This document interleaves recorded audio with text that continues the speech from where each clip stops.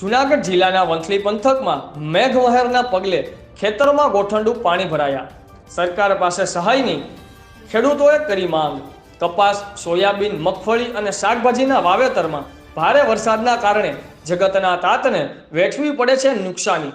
છેલ્લા 2 દિવસથી સમગ્ર સૌરાષ્ટ્ર પંથકમાં ભારે મેઘમહેરના પગલે આ વિસ્તારના નદી નાળા અને ડેમમાં પુષ્કળ પ્રમાણમાં પાણીનો પ્રવાહ વહેતો થયો હોય, જેના કારણે ખેતરોમાં નુકસાની આવી છે।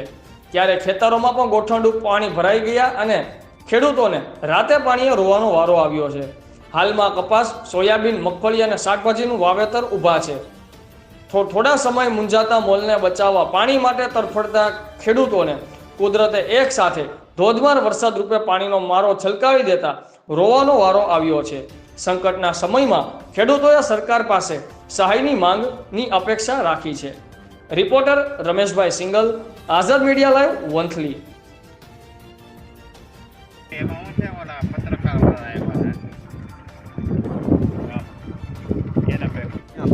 કાસમ સિદ્દીક જેઠવા, રહેણાંક વંથલી તાલુકાના નવલખી ગામે અમારું ખેતર આવેલ છે।